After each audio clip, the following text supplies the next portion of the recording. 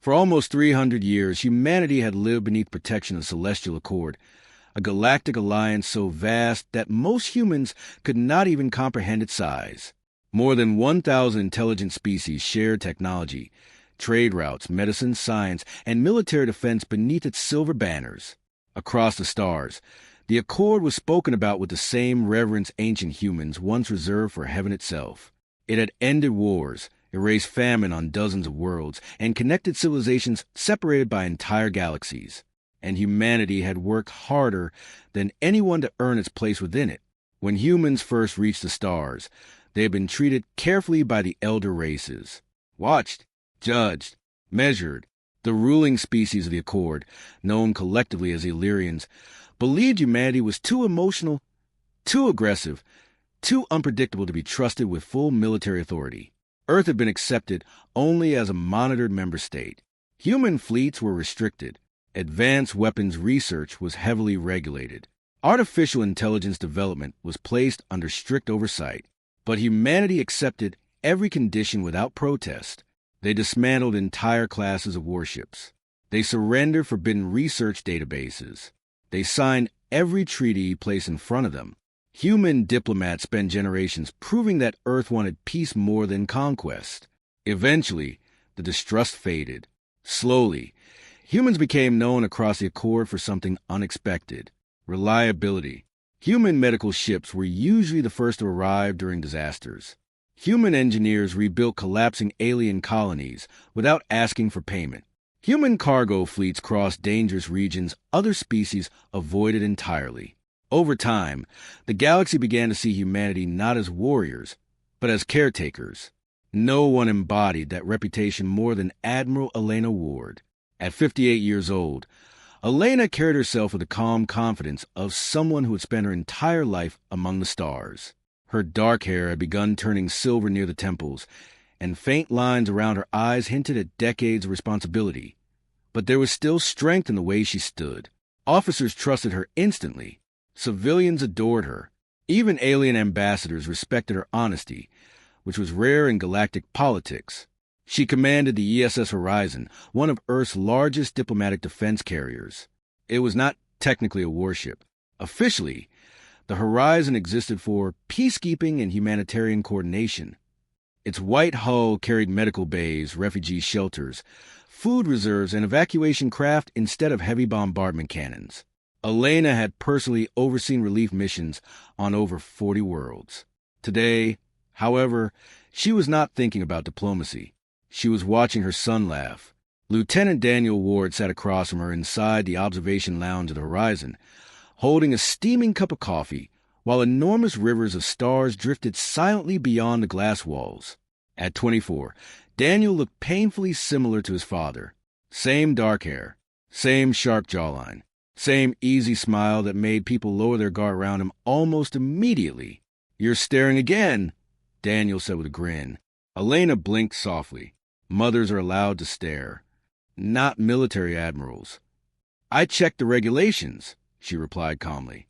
"There's no rule against it." Daniel laughed under his breath and leaned back in his chair.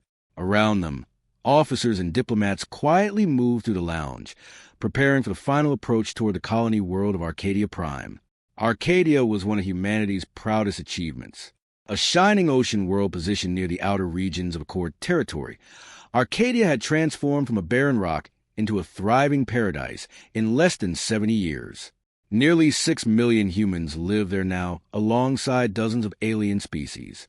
Massive floating cities drifted above turquoise seas, while enormous orbital mirrors warmed entire continents below. The colony had become famous for its universities, research centers, and peaceful multicultural communities. Daniel had been stationed there for nearly 3 years. "You still haven't answered my question," Elena said quietly. Daniel sighed dramatically. "Mom." "Elena," she corrected automatically. He rolled his eyes. "Fine. Admiral Ward, I am not transferring back to Earth. You didn't even let me finish. You ask every month. Because your father worries. My father worries when I don't answer messages for 6 hours. That's because he loves you." Daniel smiled faintly into his coffee. "I know." For a moment, Silence settled comfortably between them as the stars outside shifted during deceleration burn. Arcadia Prime slowly appeared ahead like a glowing jewel wrapped in clouds and blue oceans.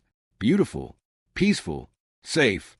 Elena felt something loosen inside her chest as she stared at the colony world. This was what humanity had fought so hard to build. Not empires, not domination. A future. Daniel noticed the expression on her face. "You still believe in all this, don't you?" he asked quietly. Elena looked at him. "The Accord?" He nodded. She turned back toward the stars. "I do." Even now, after decades inside galactic politics, Elena still believed cooperation was stronger than fear. Humanity had spent thousands of years killing itself over borders, religion, greed, and pride. The Accord had finally ended that cycle. For the first time in history, human children were growing up without fearing nuclear war, planetary collapse, or extinction. Peace had changed humanity, and Elena believed that mattered. A soft chime interrupted the moment. The Horizon's navigation officer appeared on the lounge screen. "Admiral," the officer said, "we received an emergency diplomatic request from the outer colonies." Elena frowned slightly. "What kind of request?" The officer hesitated. "That's the strange part, ma'am. Multiple colonies stopped responding simultaneously about 30 minutes ago." Daniel straightened immediately. Elena's expression hardened. "Pirates? We don't know yet." Another pause. Then the officer added quietly, "There's also heavy interference across long-range communications. Something is jamming the outer sectors." The warmth inside the observation lounge seemed to disappear instantly. Elena slowly stood from her chair. Outside the glass walls, Arcadia Prime continued shining peacefully beneath the stars, completely unaware that somewhere deep in the darkness beyond known space, something had already started moving toward humanity. The first distress signal arrived 19 minutes later, not as a message, as a scream. Every speaker aboard the ESS Horizon suddenly erupted with static so violent that several officers physically flinched. The lounge lights flickered overhead while the ship's communications system struggled to stabilize against whatever interference was spreading through the outer sectors. Then a voice broke through the noise. "Please, anyone hearing this, we are under attack." Gunfire thundered somewhere in the background, people screaming, metal tearing apart. Elena froze. The transmission was coming from Epsilon Gate Colony, one of the mining settlements stationed near the Accord frontier. Nearly 80,000 civilians lived there. "Put on the main bridge," Elena ordered sharply. The Horizon came alive instantly. Crew members sprinted through corridors. Alarm lights flashed crimson across the white walls of the diplomatic carrier. Comm vanished beneath rising tension as officers flooded into battle stations that had not been used seriously in decades. Elena entered the bridge with Daniel close behind her. The massive central holodisplay was already flickering with fragmented emergency feeds. One by one, outer colonies were disappearing from the Accord network. Epsilon Gate, Kepri Station, New Carthage, Haven 12. All silent. What in God's name is happening? Daniel whispered. No one answered him. The distorted distress signal continued playing through the bridge speakers. They're inside the city, they're everywhere. A sudden screech tore through the transmission. Not mechanical, biological. Several officers looked at each other uneasily. Then the video feed stabilized for less than 2 seconds, and the bridge fell silent. The image showed a human colony street burning beneath a black sky. Bodies littered the ground. Smoke rolled between collapsed buildings while civilians ran in blind panic through the flames. Something enormous moved through the fire. Tall, inhuman, its body looked vaguely insect-like, covered in dark armored plating that reflected the inferno around it. Multiple glowing eyes scanned the street, while long blade-like limbs dragged across the pavement behind it. Then the creature lifted a screaming human off the ground, and the transmission cut to black. No one on the bridge spoke. Elena felt cold spread slowly through her chest. What species was that? An officer whispered. Another crewman shook his head weakly. No Accord registry match. The communication systems suddenly erupted again. This time dozens of emergency signals flooded in simultaneously. Entire colonies screaming for help all at once. They're breaking through the defense grid. Civilian evacuation has failed. We need military support immediately. Oh, God. Static swallowed the final voice mid-sentence. The Horizon's tactical officer turned pale as more data appeared across the hollow display. Admiral, there are attacks occurring in 17 systems simultaneously. The bridge exploded into motion. That's impossible. No pirate fleet can coordinate strikes at the scale. Where are core reinforcements? Elena stepped toward the tactical display, her pulse hammering harder with every new report. This was not random. Someone had studied humanity carefully. Every attack targeted outer colonies with limited defenses. Communication relays had been neutralized first. Evacuation routes were being jammed deliberately. This was an extermination campaign. Daniel stared at the casualty estimates appearing across the display. Mom! Elena looked at him instantly. For a brief second, she saw fear in his eyes for the first time since he was a child. That frightened her more than the reports. A new alert flashed violently across the bridge. Arcadia Prime defense network failure. Every officer turned toward the screen. No, Daniel whispered. A second later, external cameras activated automatically. The stars above Arcadia Prime suddenly warped. Then dozens of enormous black shapes emerged from faster-than-light travel directly above the colony world. The bridge went dead silent. The alien ships looked monstrous. Nothing like the elegant silver vessels used by Accord civilizations. These ships were jagged, asymmetrical, almost organic in design. Massive armored hulls crawled with strange glowing patterns, while enormous biological-looking weapon structures unfolded slowly beneath them. There were hundreds, maybe thousands. Arcadia Prime's orbital defense platforms opened fire immediately, launching streams of plasma into the darkness. The alien fleet ignored them. A single wave of red energy swept across orbit. The defense stations vanished. Not damaged. Gone. Daniel stared at the screen in horror. There are 6 million people down there. The horizon shook violently. Direct impact near the upper docking ring, someone shouted. Enemy fighters incoming. The diplomatic carrier immediately banked hard as alarms screamed across the bridge. Elena grabbed the nearest console for balance while tactical projections filled the air around them.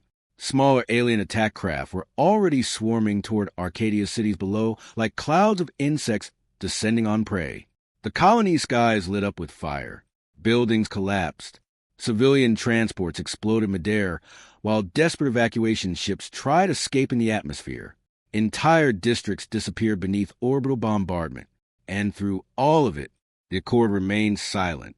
Where are the defense fleets? Daniel demanded. We've sent emergency priority signals to all nearby Accord sectors. The communications officer answered shakily. No response yet. Elena felt rage beginning to burn beneath her fear. The horizon accelerated toward the planet. Tactical, she snapped. Deploy all fighter wings. Begin civilian extraction immediately. The tactical officer hesitated. Admiral, we're not equipped for direct military engagement. I didn't ask. Yes, ma'am. Daniel stepped beside her. I'm going planetside. Elena turned instantly. Absolutely not.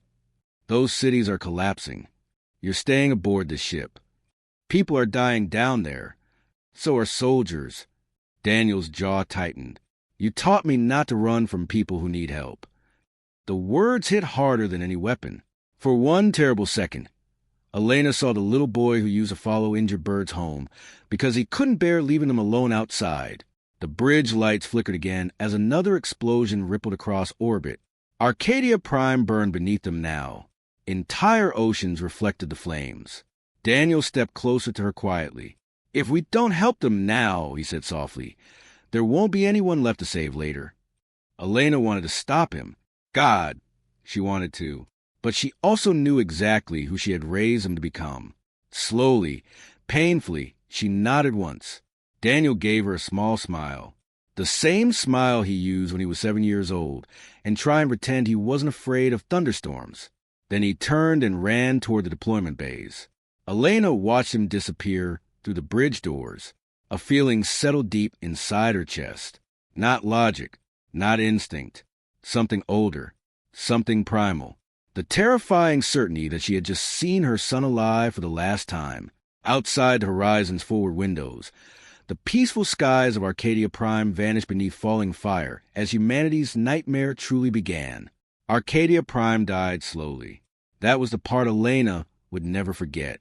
Not the explosions, not the burning cities, not even the screams flooding through emergency channels. It was the slowness of it, the helplessness, the way an entire world collapsed piece by piece while the galaxy watched. The ESS Horizon descended into low orbit through storms of debris and ash. Around the carrier, human evacuation craft darted desperately between collapsing districts, trying to rescue civilians before the alien swarm reached them first. But there were too many fires, too many wounded, too many enemy ships. Everywhere Elena looked, something was falling apart. District 7 has gone dark. Refugee transports destroyed over the Eastern Sea. We've lost contact with Planetary Command. 12,000 civilians trapped beneath the southern arcology. The reports never stopped.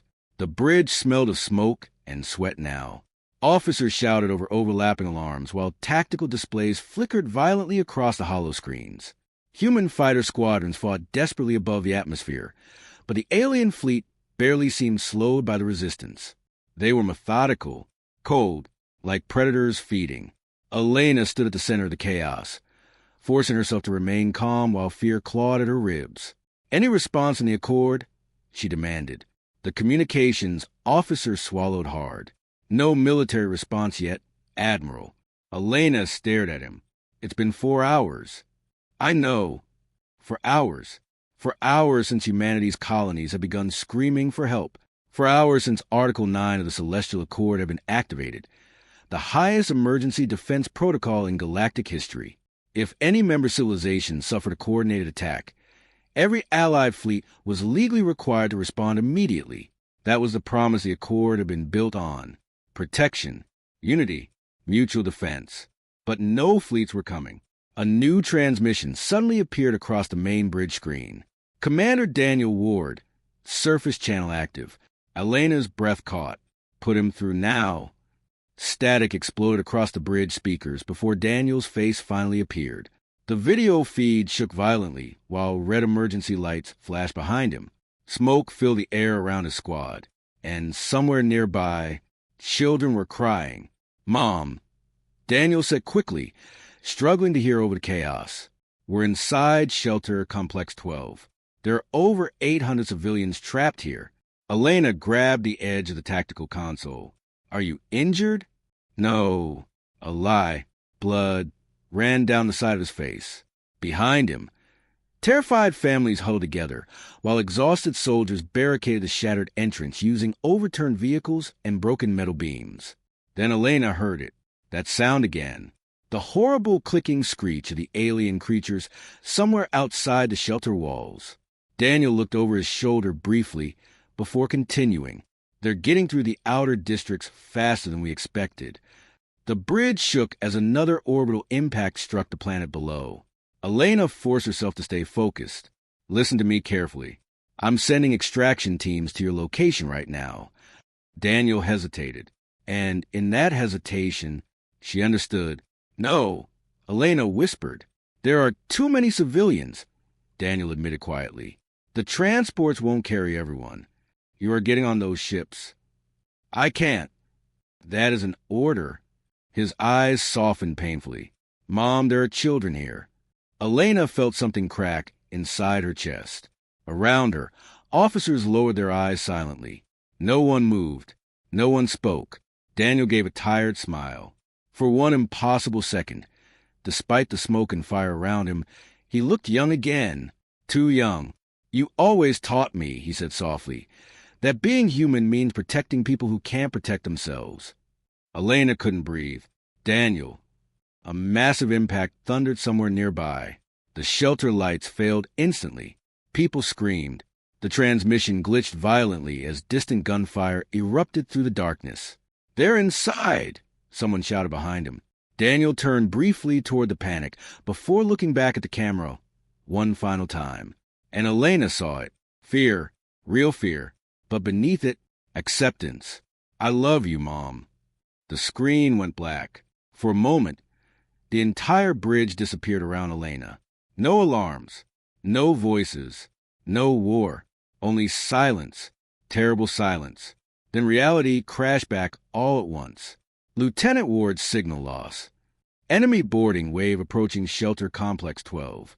Admiral, we're detecting catastrophic reactor failures across the northern continent. Elena stood completely motionless. Somewhere deep below the clouds of Arcadia Prime, her son was dying, and she could do nothing. A junior officer approached carefully, pale with fear. Admiral, we finally receive a response from the Accord Council. The bridge snapped toward the main screen. At last, at fucking last, the image of High Chancellor Vale appeared slowly through shimmering holographic light. The Illyrian leader sat within the golden chambers of the Accord Senate, calm and immaculate beneath soft ceremonial lighting. No smoke, no screams, no burning world behind him. Only polished marble and political comfort. Admiral Ward. Vale said smoothly, the Council has reviewed your emergency petition. Elena stared at him in disbelief. Reviewed, as if this were paperwork. As if millions were not dying while he spoke. We are invoking Article 9. Elena said coldly, human colonies are under coordinated extermination attacks. We require immediate fleet deployment. Vale folded his elegant silver hands together. The Council acknowledges humanity's suffering, he replied calmly. However, there are complications. The bridge erupted with angry shouting. Elena's voice became dangerously quiet. What complications? The attacking species appears to originate beyond recognized Accord territory. Under current law, direct military intervention could trigger uncontrolled escalation. Elena actually thought she misheard him. Behind Vale, dozens of alien senators watched silently from their elevated seats. Watching, debating, while children burned alive. Millions of civilians are dying, Elena whispered. Vale nodded sympathetically. Yes, a tragedy. A tragedy. Not genocide. Not war. Not slaughter. Just tragedy. Elena felt pure rage beginning to spread through her body like poison. We also have concerns, Vale continued carefully, regarding humanity's military positioning near disputed border sectors. Some council members believe these attacks may be partially linked to unresolved territorial tensions. Several officers on the bridge looked physically sick. Elena stepped closer to the screen slowly. You are blaming us. No one is assigning blame. Vale replied calmly. The Council merely urges restraint until diplomatic channels can be established with the attacking civilization. Diplomatic channels. Elena looked at the elegant alien sitting safely inside his golden tower, while Arcadia Prime died behind her, and suddenly she understood. The Accord was never coming. Not tomorrow. Not next week. Not ever. Everything humanity had sacrificed for centuries. The treaties, the disarmament, the loyalty, the obedience, none of it mattered. They had trusted a system that valued stability more than human lives. A trembling officer suddenly turned from the casualty display. Admiral, Elena looked toward him. His face had gone white. The surface scan from Shelter Complex 12 just came in. No, please no. The officer swallowed hard. There are no life signs. The bridge went silent. Somewhere very far away, Chancellor Vale was still talking about diplomacy. Elena no longer heard him. She stared blankly at the casualty report slowly appearing across the tactical display. Lieutenant Daniel Ward. Status: killed in action. Age: 24. The words blurred. For several seconds, Elena simply stood there while Arcadia Prime burned outside the bridge windows. Then something inside her quietly broke. Not loudly, not dramatically. No tears came. No scream. Only a coldness spreading slowly through her soul like winter swallowing an ocean. Chancellor Vale finally noticed the silence. Admiral Ward? Elena looked up at the screen, and for the first time in her life, she no longer saw allies. The fires of Arcadia Prime burned for 11 days. By the time the alien fleet finally withdrew from the ruined colony world, nearly 8 million humans were dead. Another 3 million were missing. Most of the surviving cities had collapsed into radioactive ash fields visible from orbit. Entire oceans were poisoned with debris and fuel contamination. Emergency beacons echoed endlessly across the darkened planet, like the cries of ghosts. And still, the Celestial Accord debated sanctions instead of war. The official statement from the Council arrived 2 days later. The Accord deeply regrets the unfortunate loss of human life and urges all member civilizations to avoid emotionally driven retaliation while diplomatic solutions remain possible. Humanity read those words in silence. Then something ancient began waking up. Across Earth, the mood shifted almost overnight. Streets once filled with music, and advertisements became quiet. Memorial walls stretched through cities for kilometers, covered with names of the dead. Black ribbons appeared on buildings, uniforms, even children's school bags. No one smiled much anymore. The old trust was gone. Admiral Elena Ward returned to Earth aboard the ESS Horizon without ceremony. There were no speeches waiting for her this time. No cheering crowds. No diplomats pretending everything would recover with enough negotiations. Only silence. Heavy, exhausted, angry silence.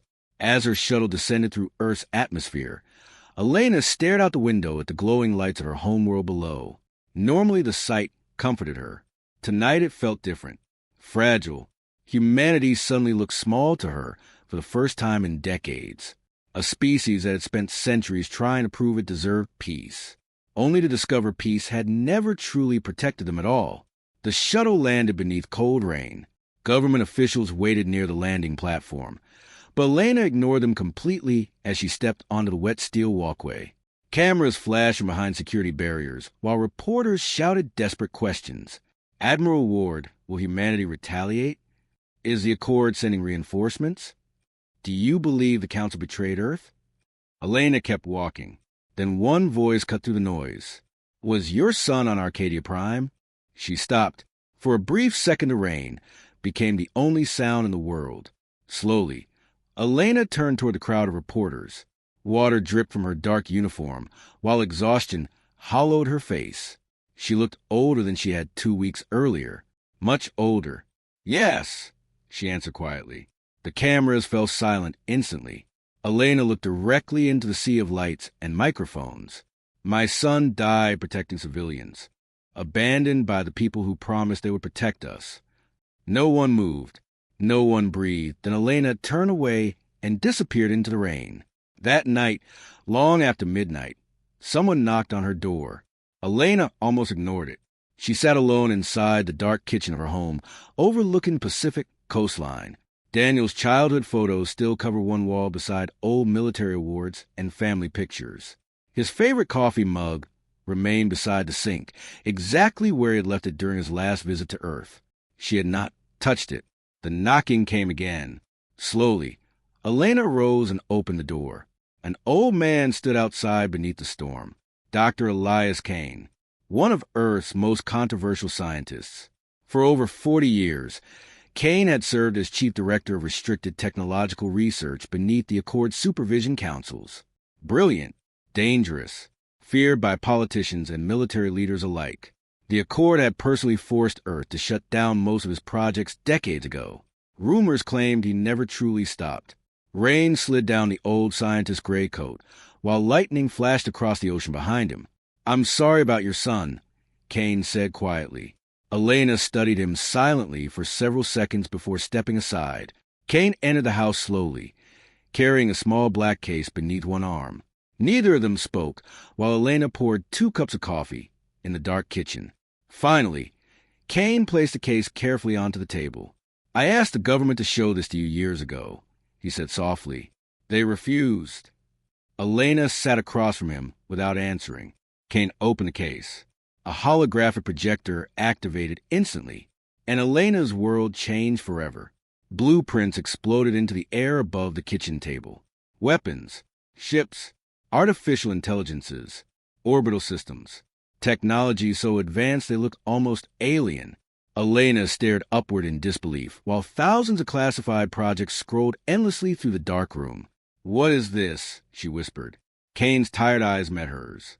This, he said quietly, is everything humanity was forced to pretend it destroyed. More files appeared. Planet killer rail cannons, quantum warfare AIs, stealth fleets hidden beyond Neptune, experimental drives capable of outrunning any known Accord vessel, and beneath it all, production records. For 200 years, humanity had secretly continued developing military technology in hidden facilities scattered across the solar system. Elena looked at him sharply. The Accord inspected everything. Kane gave a humorless smile. We allowed them to inspect what we wanted them to see. The rain hammered harder against the windows. Elena slowly stood, unable to look away from the floating weapons surrounding her. All this time, she whispered, we never trusted them completely, Kane admitted. Some of U.S. believed peace built entirely on obedience would eventually become a cage. He activated another series of files. Military simulations appeared above the table. Every single one ended the same way. Human extinction. Elena, Kane said softly, the Accord feared aggressive humanity so much that they forced us into weakness. They convinced us morality meant helplessness. They told us weapons were evil while stronger species kept their own fleets untouched. More holograms appeared. Secret reports. Intelligence files. Intercepted communications. Then Elena saw something that made her blood turn cold. Accord internal documents discussing humanity years before the attacks. Human expansion rates exceed acceptable projections. Earth military potential remains concerning despite treaty compliance. Further corrective pressure may become necessary. Corrective, the same word Vale had used during previous political debates. Not diplomacy. Correction, like humanity, was an unruly animal requiring punishment. Elena felt rage spreading through her chest so violently she almost couldn't breathe. Kane watched her carefully. The attacks on Arcadia weren't random, he said quietly. Someone allowed this to happen. Silence filled the kitchen. Then Elena asked a question already forming inside her soul. If humanity unleashed all of this, she said slowly, staring at the impossible fleet designs rotating above the table, what would happen? For the first time that night, Dr. Elias Kane looked genuinely afraid. The galaxy, he whispered, will remember why humans once terrified each other before we ever reached the stars. The room fell silent except for rain and distant thunder. Elena stared upward at the hidden weapons humanity had buried beneath centuries of forced peace. Then she thought about Daniel, about Arcadia, about children burning alive while politicians discussed restraint. Something cold settled permanently inside her. When she finally spoke again, her voice no longer sounded like the woman who once believed peace alone could save civilizations. Show me everything. Earth disappeared quietly. That was what frightened the galaxy most later. Not the war, not the fleets, not even the destruction that followed. It was the silence before it. Within 3 weeks of Arcadia Prime's fall, every human ambassador withdrew from Accord space. Trade routes closed without explanation. Diplomatic channels stopped responding. Civilian travel between human and alien worlds was suspended indefinitely. Then the outer defense gates around the solar system sealed shut. From the outside, it looked like humanity had collapsed inward from grief. The Accord Council publicly described it as an understandable emotional reaction. Privately, they celebrated. High Chancellor Vale himself assured the Senate that humanity would eventually calm down and return to negotiations once reality forced them to accept their weakness. The humans are emotional creatures, he said during one closed session. Their anger will exhaust itself. The elder races agreed. They had seen younger civilizations rage before. Fear always won in the end. But deep inside the soul system, humanity was transforming into something the galaxy no longer recognized. Mars changed first. For nearly 2 centuries, the Red Planet had become famous for its agricultural domes and research universities. Vast green ecosystems stretched beneath transparent atmospheric shields, while families lived peaceful lives beneath artificial skies. Now the domes went dark. The soil was removed. Entire forests were burned away, overnight to make room for steel foundries and military production lines. Gigantic machines crawled across the Martian surface, while automated factories rose from the dust like black metal mountains. And they never stopped building, day and night, without pause, without rest. Massive orbital shipyards surrounded Mars within months, assembling warships larger than cities. Mining colonies throughout the asteroid belt were stripped apart for resources at impossible speed. Human cargo fleets vanished into classified sectors carrying weapons no Accord species had seen before. Earth itself became almost unrecognizable. Military recruitment centers overflowed with volunteers. Men, women, teenagers barely old enough to serve. Entire families enlisted together, not because the government forced them, because Arcadia Prime haunted every human mind. The images never stopped spreading. Burning cities, mass graves, children screaming beneath alien claws, and always the same unbearable truth. The Accord had watched it happen. Grand Admiral Elena Ward barely slept anymore. The old title of Diplomatic Fleet Commander no longer existed. 3 months after Arcadia, Earth's unified government dissolved its civilian defense structure entirely and created something new, the Terran War Command. Elena became its supreme commander unanimously. No one else was even considered. Now she spent 16 hours a day moving between underground military bunkers, orbital shipyards, weapons laboratories, and intelligence briefings. The softness that once defined her had vanished completely. Her eyes looked colder, sharper. People stopped trying to comfort her. Even her voice had changed. One evening, Elena stood inside Dockyard 7 orbiting Jupiter, while construction crews assembled humanity's newest flagship around her. The vessel was enormous, 12 kilometers long. Its black armored hull absorbed light instead of reflecting it, while gigantic magnetic rail systems stretched across its sides like the bones of some ancient predator. Thousands of workers moved across the ship's surface in coordinated streams beneath welding sparks and floodlights. It did not resemble an Accord vessel at all. There was no elegance, no beauty, only purpose. Dr. Elias Kane stood beside Elena on the observation platform overlooking the unfinished warship. "We finished the quantum drive integration yesterday," he said quietly. "It's faster than anything the Accord possesses." Elena continued staring at the ship. "What about weapons?" Kane hesitated slightly. "We successfully tested the gravity shear cannons." That finally made her look at him. And the old scientist swallowed. The target moon no longer exists.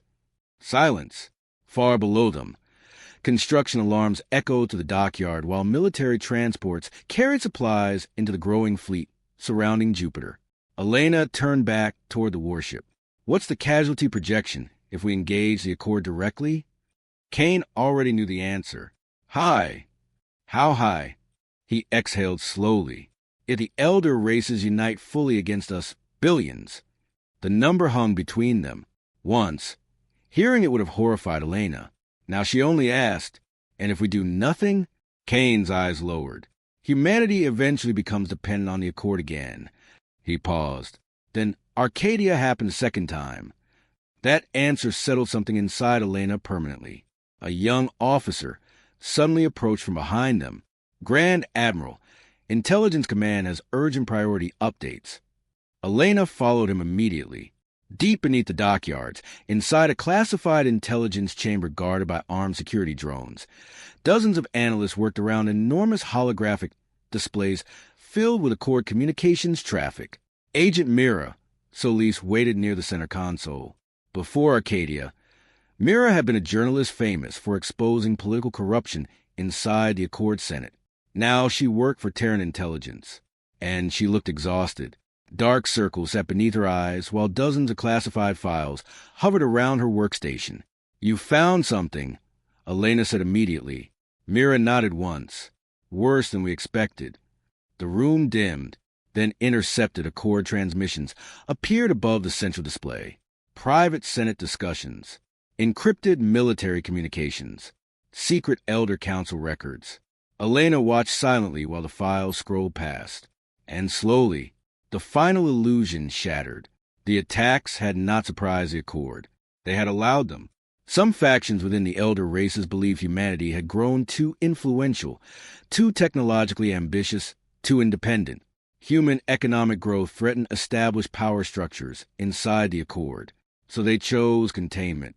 The alien species that attacked Arcadia, the Carvac swarm, had been quietly redirected toward vulnerable human colonies through manipulated border intelligence.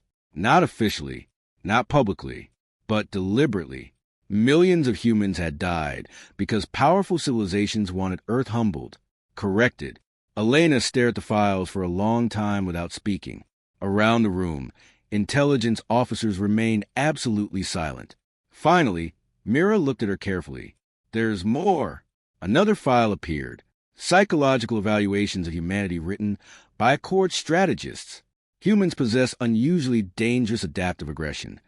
Extended peace has softened their military instincts. Controlled trauma events may reinforce long-term obedience. Controlled trauma events. Arcadia Prime. Daniel. All of it reduced to strategic language inside alien political reports. Elena felt something dark moving beneath her ribs. Not grief anymore. Not even anger. Something colder. More dangerous. She looked up slowly. "When can the fleet mobilize?" The room went still. Kane answered carefully. "Another 6 months for full readiness." Elena shook her head once. "No." Everyone stared at her. "We move now." "Admiral." Kane warned quietly. "The fleet isn't fully completed." Neither was Arcadia's evacuation. Silence crushed the room. Elena stepped toward the main tactical display, where thousands of unfinished human warships floated above the solar system like gathering shadows. Then she gave the order that changed galactic history forever. Recall every surviving combat unit. Activate all hidden defense protocols. Wake the war AIs. One by one, officers began moving. Alarm spread across Terran military networks. Deep beneath Earth, ancient systems dormant for centuries finally powered online. Massive underground vaults opened. Weapons humanity had sworn never to use again awakened in darkness. And somewhere beyond human space, the civilizations that orchestrated Arcadia Prime still believed humanity was grieving quietly behind closed borders. They had no idea the storm was already coming for them. The first Carvac's world died in 7 minutes. No warnings were sent. No diplomatic messages arrived beforehand. No declarations of war. One moment, the hive world of Zeroth Prime rotated peacefully beneath its defensive satellite network. The next, space itself tore open above the planet. Thousands of black human warships emerged from faster-than-light travel simultaneously, filling orbit so completely that the stars vanished behind them. The Carvacs had never seen anything like it. Their civilization was built on terror. For centuries, they had conquered weaker species through overwhelming numbers and biological brutality. Entire worlds had fallen beneath their swarms long before humanity ever reached the stars. But the fleets appearing above Zeroth Prime were not peaceful Accord vessels. These ships looked like weapons given form. Angular, massive, silent. At the center of the fleet floated the largest warship ever constructed by human hands. The TSS Revenant. Grand Admiral Elena Ward stood on its bridge with her hands clasped behind her back, while the burning red glow of Zeroth Prime reflected across the enormous forward windows. The bridge was completely silent. Not nervous, not emotional. Focused. Every officer aboard the Revenant knew exactly why they were here. Arcadia Prime. Daniel. 8 million dead. Elena looked toward the tactical display. Carvac's fleet response? An officer answered immediately. Enemy ships launching from the surface now. Estimated strength, 2,000 vessels. Another officer sounded almost confused. They appear confident. Elena's eyes hardened slightly. Of course they do. The Carvacs had destroyed humanity's colonies effortlessly. They still believed humans were weak diplomatic caretakers protected by the Accord. No one had told them the old humanity was already dead. The first enemy ships rose from Zeroth Prime moments later. Massive insect-like carriers surrounded by swarming attack craft surged upward through the atmosphere, while biological plasma weapons began charging across their hulls. 3 years earlier, those same ships had annihilated Arcadia's defenses within hours. Now the human fleet waited silently. An uneasy tension spread across the Carvax communications traffic. Long-range scans were struggling to understand what exactly humanity had brought into orbit. The ships emitted almost no detectable energy signatures. Their armor absorbed sensor waves. Even the fleet formation itself looked wrong. Too organized. Too precise. Then the Carvax opened fire. Thousands of plasma streams erupted upward through orbit toward the human fleet. Elena didn't move. Deploy phase shields. The bridge lights dimmed slightly. Outside the Revenant, shimmering distortions unfolded around every Terran vessel simultaneously. The plasma barrage struck and vanished, not blocked, not deflected, absorbed. Shock rippled through enemy communications instantly. What happened to the impacts? Target fleet remains undamaged. That shielding technology is impossible. Elena finally spoke. Return fire. Human weapons awakened. The darkness above Xeroth Prime exploded with blinding white light as magnetic rail cannons fired across orbit for the first time in human history. The results were catastrophic. Entire Carvax warships simply disappeared. Not damaged. Gone. Human projectiles punched through biological armor so violently that some enemy vessels shattered into expanding clouds of molten debris before their crews even understood they'd been hit. The battle collapsed almost immediately. Terran ships moved with terrifying speed, executing attack patterns calculated by war AIs millions of times faster than biological minds could process. Human fleets struck from impossible angles, vanishing and reappearing through short-range quantum jumps, while precision bombardments erased entire enemy formations. The Carvax tried retreating. The humans didn't allow it. For the first time in their history, the swarm species experienced fear. Real fear. A Carvax dread carrier nearly 4 kilometers long attempted emergency escape maneuvers near the planet's northern orbital line. The Revenant fired once. A gravity shear cannon ripped through space itself. The dread carrier folded inward instantly like crushed paper before collapsing into a miniature singularity that swallowed 3 nearby escorts along with it. Several officers on the Revenant bridge stared silently at the tactical feed. Even after years of weapons testing, seeing it used against living targets felt horrifying. Elena showed no reaction at all. Tactical. Yes, Admiral? Disable planetary defense grids. Yes, ma'am.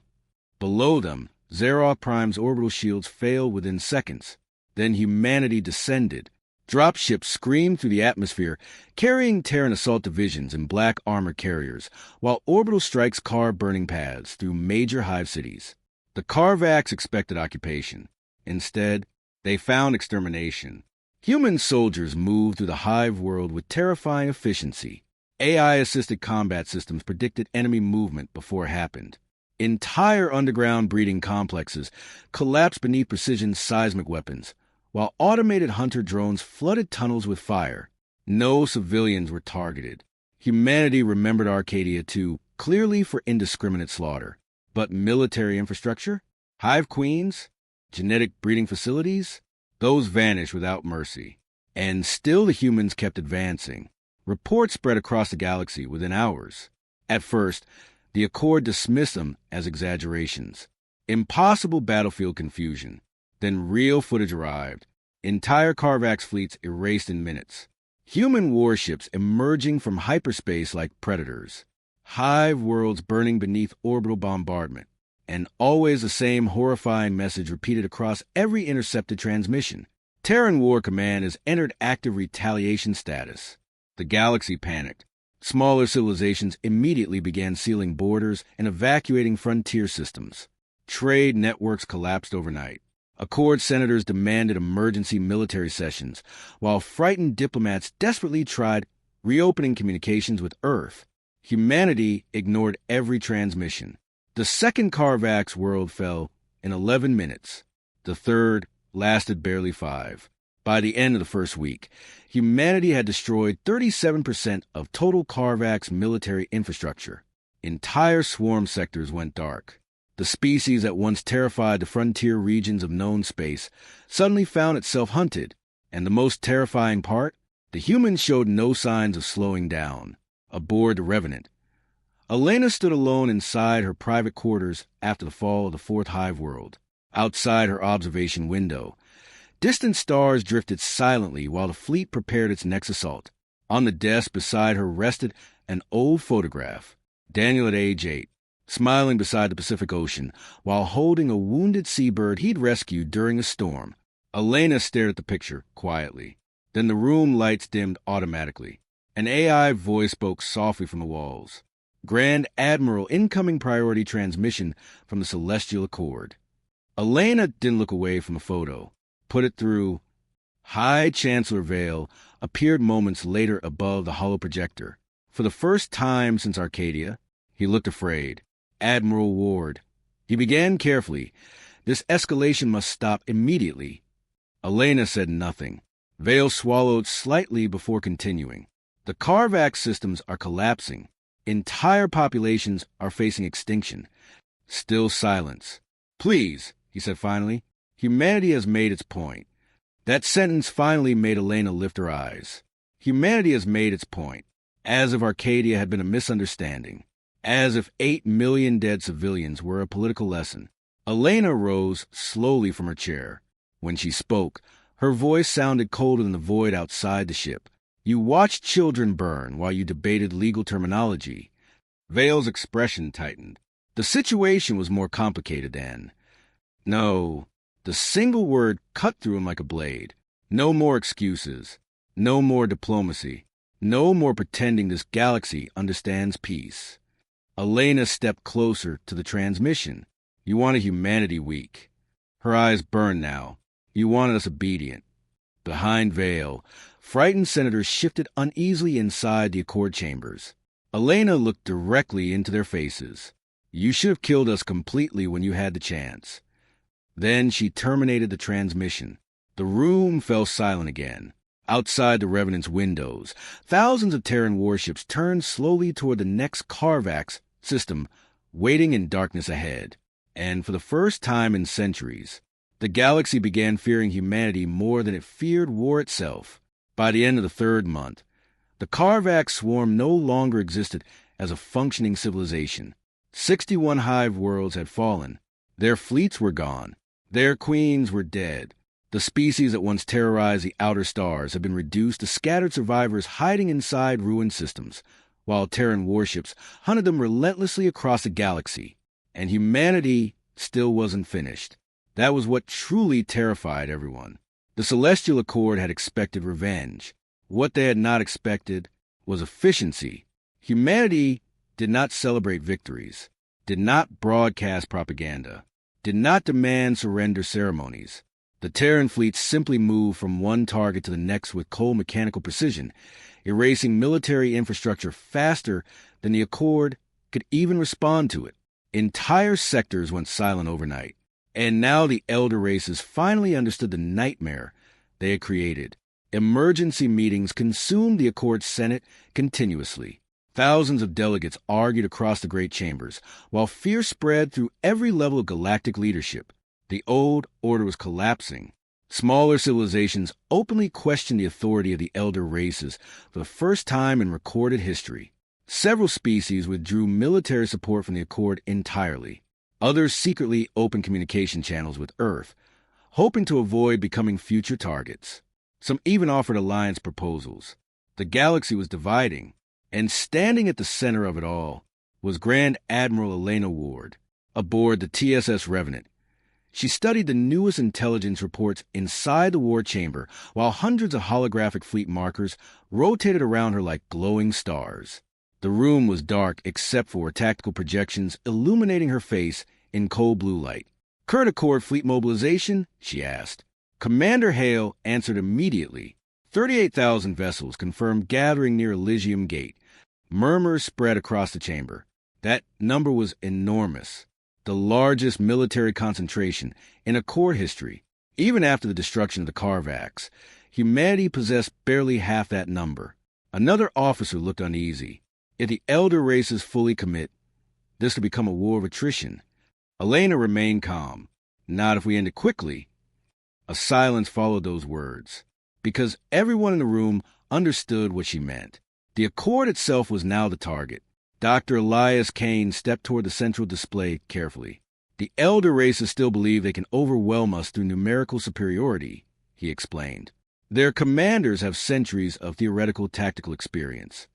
Theoretical, Commander Hale repeated quietly. Kane nodded. That's the problem. The Accord hasn't fought a true interstellar war in over 400 years. Humanity had, against itself, for most of its existence. That difference mattered more than the elder races understood. Elena studied the massive Accord fleet formations surrounding Elysium Gate, the ancient hyperlane junction leading directly to the Accord capital system, the final defensive line. Beyond it waited Celestia Prime, the world where Arcadia's fate had been debated like paperwork, the world where Daniel's death had been labeled regrettable, the world where humanity had been judged weak. Elena, Kane's voice softened slightly. She looked at him. The old scientist hesitated. If we attack the capital directly, there's no returning from this. For several seconds, Elena said nothing. Then she quietly answered. There was no returning after Arcadia. Hours later, the Terran fleet entered hyperspace. 12,000 warships vanished into the darkness between stars, and the galaxy held its breath. The Battle of Elysium Gate began with silence, not dramatic speeches, not decorations, just silence. Then human fleets emerged from hyperspace directly in front of the Accord Armada. The stars disappeared behind warships. Thousands upon thousands of vessels stretched across the void in enormous formations illuminated by engine fire and shield arrays. The Accord fleet glittered beautifully beneath the light of nearby stars. Elegant silver vessels arranged in perfect ceremonial patterns developed during centuries of peaceful doctrine. They looked magnificent. They also looked obsolete. Across the battlefield, Terran warships waited in complete stillness. Black, armored, predatory. The contrast alone unsettled Accord commanders before the fighting even started. A transmission arrived from the Accord flagship moments later. High Chancellor Vale appeared once more, but he looked older now, tired, afraid. Grand Admiral Ward. He began carefully. If you proceed any further, millions will die. Elena stood on the Revenant Bridge, surrounded by silent officers. Her expression never changed. Millions already died. Vale exhaled shakily. We can still negotiate. You had that chance 3 years ago. Humanity has already proven its strength. No, Elena replied softly. The quietness of her voice frightened him more than shouting would have. We've only proven restraint. Then she ended the transmission. Seconds later, the largest space battle in recorded history began. The Accord fired first. Thousands of energy lances erupted across the darkness toward Terran formations, while entire defensive wings surged forward in coordinated attack patterns. Humanity answered instantly. The void exploded into chaos.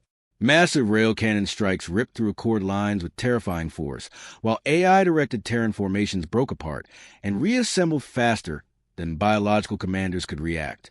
Entire sectors of the battlefield became storms of fire, debris, and collapsing ships. But unlike the Carvax, the Accord fought intelligently, and they had numbers. Terran ships died by the hundreds during the opening hours. Several entire human strike groups vanished beneath concentrated bombardment near the Western Defense Arc, while Accord carrier formations unleashed waves of autonomous drones into the Terran flanks. The Revenant itself absorbed multiple direct impacts strong enough to shake the entire vessel. Warning alarms screamed across the bridge. Forward shield integrity dropping. Enemy dreadnoughts advancing through Sector 9. Casualty reports incoming from the outer line. Elena stood perfectly still amid the chaos. Tactical. Yes, Admiral? Collapsed the center. Several officers looked confused. Then realization spread instantly. Commander Hale's eyes widened slightly. You want them to pursue. Elena nodded once. Let them think we're breaking. Minutes later, the center Terran formation suddenly began retreating. Accord commanders took the bait immediately. Thousands of Elder Race warships surged forward aggressively, trying to split the Terran fleet apart once and for all, exactly as Elena intended. Now, she ordered quietly. The trap closed. Hidden Terran strike fleets emerged from hyperspace directly behind the advancing Accord Armada, while stealth cruisers activated inside the enemy formation itself. The battlefield transformed instantly into slaughter. Accord fleets found themselves surrounded from every direction at once. Human gravity weapons tore apart command ships. AI targeting systems disabled communication relays with surgical precision. Entire formations collapsed into confusion. And for the first time in centuries, the elder races experienced real fear. Panic spread rapidly across Accord channels. Command coordination failing. We're being surrounded. Terran vessels are inside our defensive grid.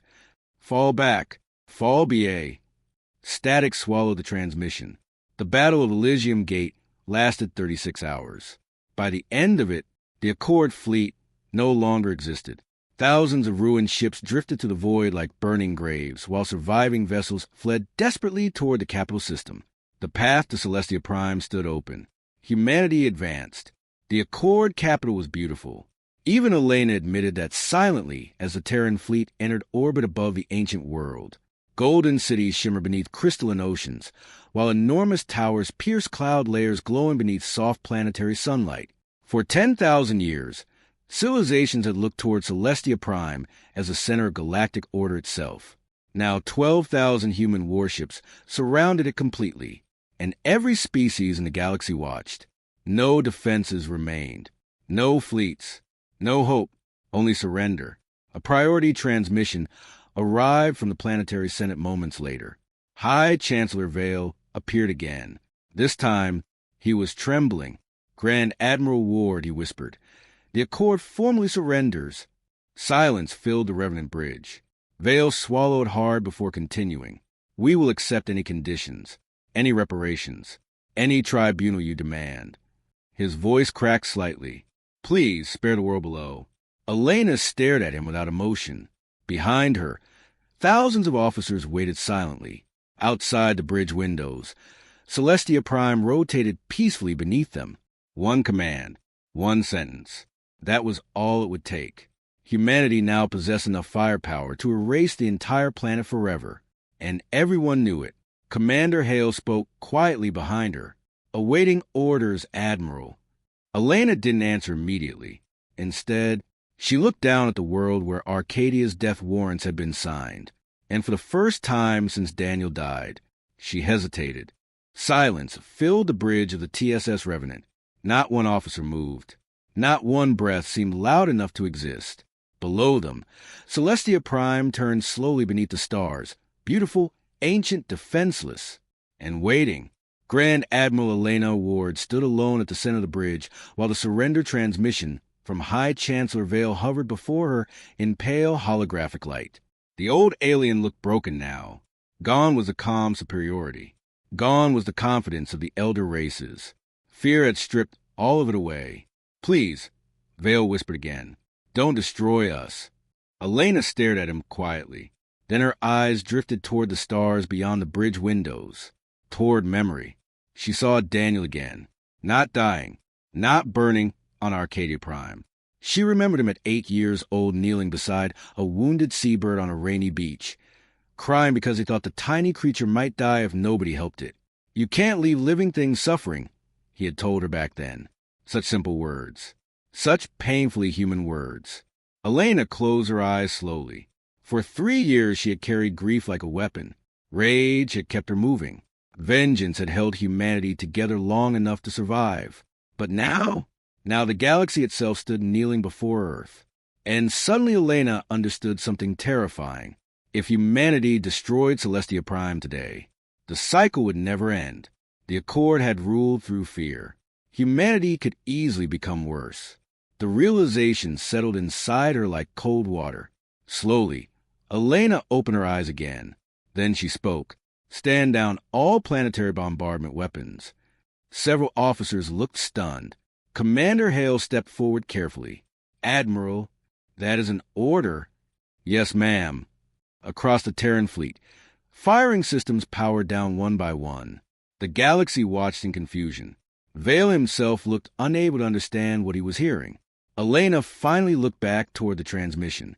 The Celestial Accord is finished, she said calmly. Its authority ends today. No one interrupted, not even the terrified senators behind veil.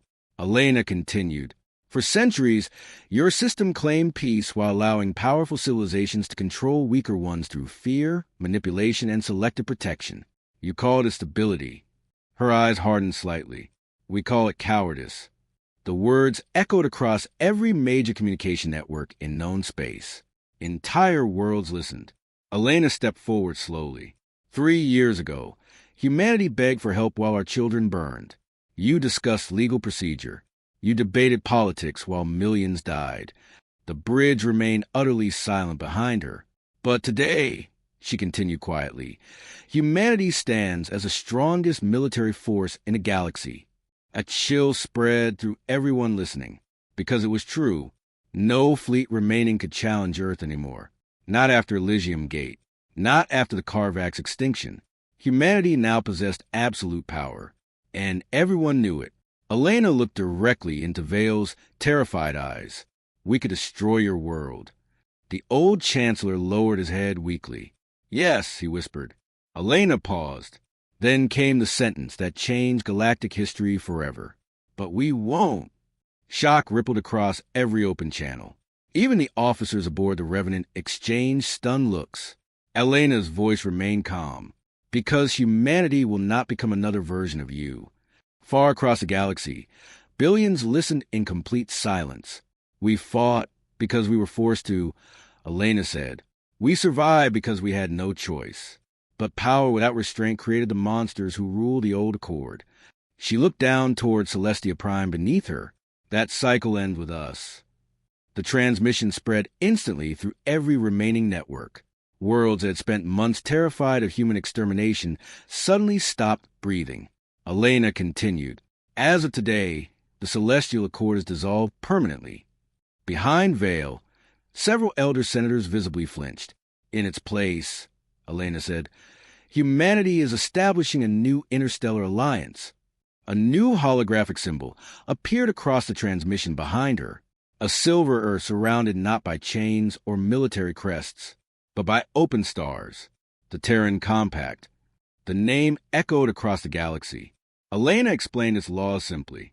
No species would ever again be forced into disarmament against its will. No civilization would be abandoned during external attack. No elder race would hold permanent authority over weaker worlds. And most importantly, no genocide, correction campaigns, or political exterminations would ever again be tolerated. "If any civilization attacks innocent worlds," Elena said softly, "humanity will respond." Everyone remembered the Carvax. No further explanation was necessary. Then her voice changed slightly. Softer now. "Tired. We do not want your worlds. We do not want your obedience." Humanity spent centuries begging for acceptance from civilizations that only respected power. She paused briefly. "We learned our lesson. Far beyond the Revenant, thousands of Terran warships waited silently around Celestia Prime like dark guardians beneath the stars." Elena looked toward them, then back toward the galaxy. "Strength matters," she said quietly. "But what matters more is choosing what to do with it." For a long moment, no one anywhere spoke. Then High Chancellor Vale slowly lowered his head, not in surrender, in shame, and for the first time in 10,000 years, the elder races understood what true leadership actually looked like. The trials began 4 months later. Former Accord officials responsible for the Arcadia decisions were arrested publicly before open interstellar courts. Evidence of political manipulation, intentional negligence, and covert correction operations shocked the galaxy as classified records became public. Some species wept openly after learning how many civilizations had quietly suffered beneath the Accord for centuries. Others immediately joined the Terran Compact. Within a single year, over 600 worlds signed membership treaties with humanity, not because they feared Earth, because for the first time, they trusted someone stronger than themselves. Elena Ward visited Arcadia Prime one final time before retiring. The colony world remained abandoned. No cities had been rebuilt. No civilians returned. The ocean still reflected burned ruins beneath gray skies, while memorial towers stretched across continents where millions had died. Dr. Elias Kane walked beside her through the silent remains of what used to be a school district. The old scientist leaned heavily on a cane now. Age had finally caught him. Neither spoke for a long time. Eventually, Elena stopped beside a small memorial garden overlooking the sea. Daniel's name stood carved into black stone among thousands of others. The wind moved softly through the ruins. Kane looked at her quietly. "Do you think we did the right thing?" Elena stared toward the horizon for several seconds. Finally, she answered honestly, "I think we did what we had to." Kane nodded slowly. "But—" Elena's eyes lowered toward the names on the memorial wall. "But I also think every war leaves scars that victory can't erase." Silence returned. Then Elena smiled faintly for the first time in years. Very small, very tired. "But maybe," she whispered, "choosing mercy before the end matters." Above Arcadia Prime, Terran medical ships crossed the clouds carrying supplies toward distant alien worlds requesting aid from humanity. Not warships, not conquerors, helpers, protectors, the kind of people Daniel would have wanted them to become. 5 years later, Elena Ward officially retired from military service. On her final day, humanity launched a new flagship from the orbital shipyards above Earth. It was not black. It carried no superweapons, no gravity cannons, no planetary bombardment systems. Its hull was white and silver beneath sunlight, a humanitarian rescue vessel. The ship's name stretched proudly across its side. TSS Daniel Ward, a young officer standing beside Elena during the ceremony, looked up at the vessel curiously. "After everything humanity survived," she asked softly, "why build a ship like that?" Elena watched the stars reflect across the peaceful vessel. Then she answered with the quiet wisdom of someone who had seen both the best and worst parts of humanity. "Because strength means nothing," she said, "if all it teaches you is how to destroy." The great white ship slowly lifted from the dockyards. Its engines glowed blue against the darkness as it turned toward distant stars where strangers needed help. Elena watched until it vanished completely. Then finally, she went home.